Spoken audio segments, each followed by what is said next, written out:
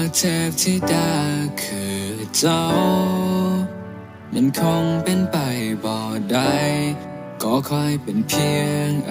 สูรบ่มีสิทธิ์จะเหตุแบบนั้นก็เฮาสองคนมันต่างกันพยายามไปก่อเท่านั้น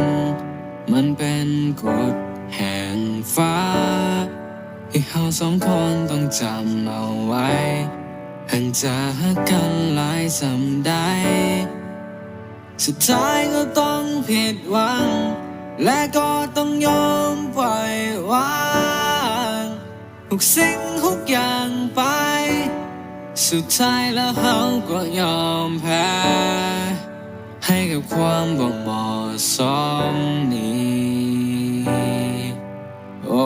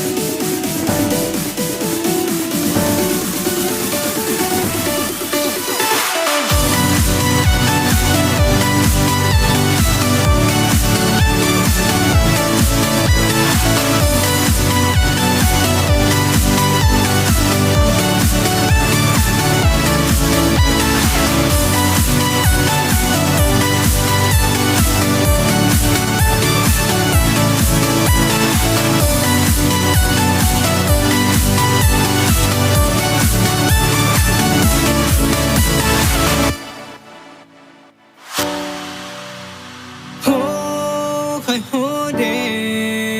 ว่ามันเป็นไปบ่ได้แต่มันคือทุกสิ่งในชีวิตที่คอยนั้นมีคือความรักที่คอยนั้นมีให้กับเจ้าและทุกๆสิ่ง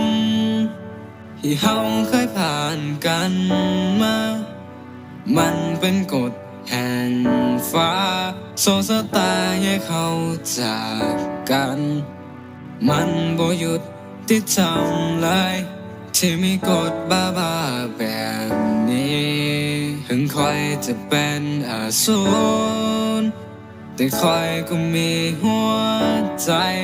คอยขอสั่งการจากลา